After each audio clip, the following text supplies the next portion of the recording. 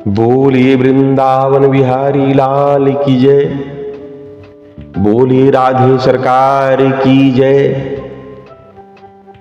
श्री राम एवं श्री कृष्ण चरणारविंद अनुरागी मेरे प्रिय श्रोताओं, बंधुओं, भाइयों एवं बहनों, मनुष्य का आचरण जो है ना, वो बहुत अधिकांशतः उसके अपने हाथ में ही होता है। क्योंकि भैया चिंतन जो चित्त से निकलती है ना, वो मनुष्य को सदा बेचैन करती है और मनुष्य जैसा चिंतन करता है वैसा ही बनता चला जाता है। विषयों को चिंतन करते करते विषयों में डूबकर वह विषय रूप बन जाता है और भगवान का चिंतन करते करते भगवत स्वरूप हो जाता है। तुम जिस प्रकार चिंतन करोगे उसी प्रकार का वातावरण तुम्हारे लिए बनता चला जाएगा।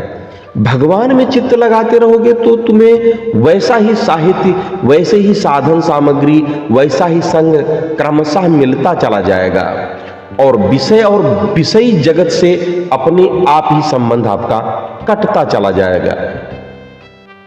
भगवान की ही चर्चा करने लगोगे तो विषयी पुरुष जिनके विषय की चर्चा प्रिय लगती है तुम्हारे पास आना बैठना बंद कर देंगे और भगवत चर्चा करने वाले लोग तुम्हारे पास आकर बैठने लगेंगे।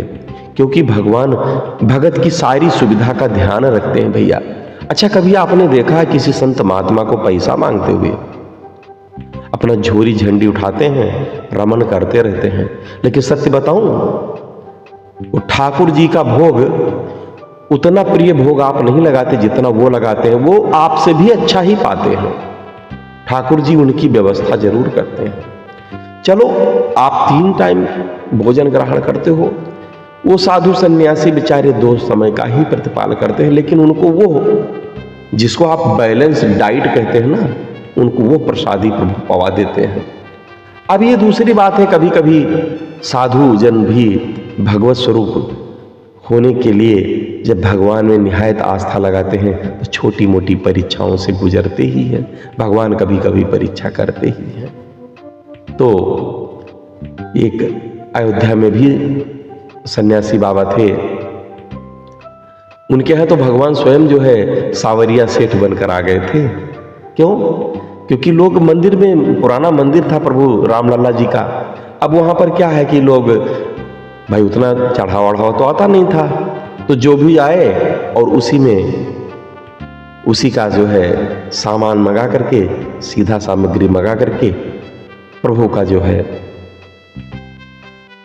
पवाया जाता था और साधु महात्मा भी अपना पा लिया करते थे। अब एक ऐसा परीक्षा की घड़ी आई जब 2-2, 3-3 दिन वहां चूल्हा ही नहीं सिका। ठाकुर जी को भी जल का भोग लगाया गया और स्वयं भी बाबा जल पाकर लेट गए पुजारी जो थे। अब एक दिन तो ऐसा आया, कराहने लगे कि लगता है प्राण अब निकले कि तब गए एक सेठ जी के यहाँ उधारी मांगने, उन्होंने नहीं दिया। कहा कि नहीं, पैसे ले आइए, फिर हम उधारी का काम नहीं करते। ठीक, चलो उस दिन भी पुजारी जी ने ठाकुर जी को जल पवाया और स्वयं भी जल पाकर लेट गए। नींद तो आती नहीं, लेकिन अब करें तो क्या करें, आंख तो बंद करना ही है क्योंकि सवेरे फिर प्रभु के लिए सेवा जो करनी है।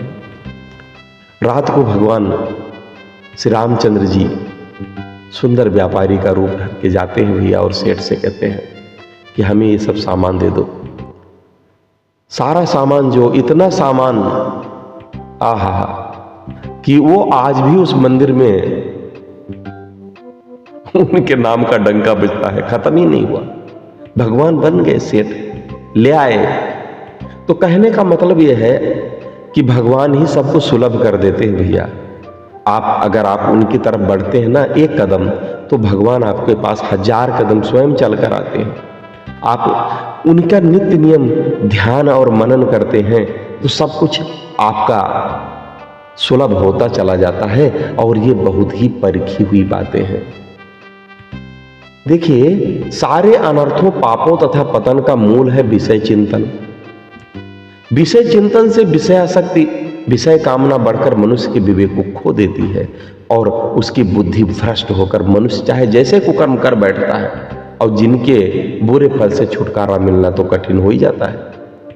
तो भगवान की लीला जो है, भगवान का गुणानुवाद, भगवान के तत्व स्वरूप का चिंतन और उनका सत्संग, साधु सन्यासियों का संग। देखो भैया, एक हमने दृष्टांत पढ़ा था, मन न रगाए जोगी रगाए कपड़ा। कपड़ा रगाने से कुछ नहीं होगा।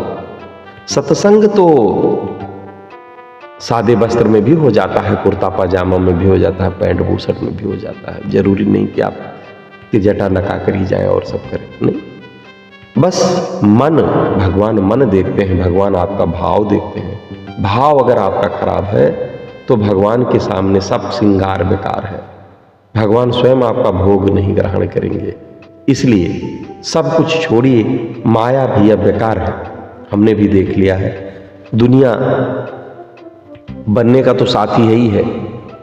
आप भगवान के शरण में जाएंगे, हमने देखा है जो भगवान के विमुख हैं वो कभी करोड़पति थे लेकिन आज रोडपति भी नहीं है। और जो भगवान के सानिध्य में हैं, जो रोडपति थे, जिनको 2 जून की 2 वक्त की रोटी नहीं मिलती थी, आज वो करोड़पति हैं भैया।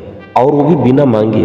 उनके पास वैभव अपने आप आता है, क्योंकि भगवान की लीला बहुत अजब है। आपने कुम्भड़ा देखा है? वो बेचारा अपने आप जो है बिना सहारे के कहीं चढ़ भी नहीं पाता, तो उस पर कितना भैया 25 किलो 30 किलो का फल लगता है।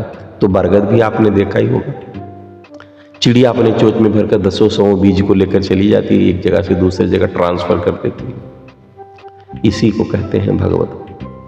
यही रहस्य है। और हमारा शरीर भी तो इसीलिए बना है, भगवत चिंतन करने के लिए। इतने सारे योनियों को क्रॉस करके जब हम यहाँ पहुँचे हैं, मनुष्य जीवन में तो व्यर्थ क्यों करे भैया। कहा भी गया है कि हे प्रभु आप मुझे प्रिय लगो, कामी नारी प्यार जिम लोभी के जिम दाम, तिम रघुनाथ निरंतर प्रिय लागो मोहि राम। हे प्रभु, तो प्रिय भगवान तभी लगेंगे जब आप भी आगे बढ़ें, नहीं तो वो क्यों प्रिय लगने लगे भला।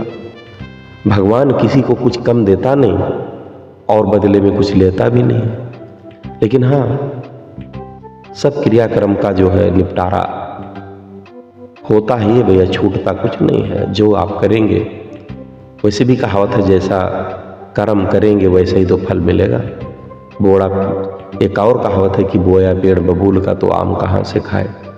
तो जाहिर सी बात है, यदि आप भगवत शरण में हैं तो सोचिए आपका बाल कोई बांका नहीं कर सकता। जय श्री राम।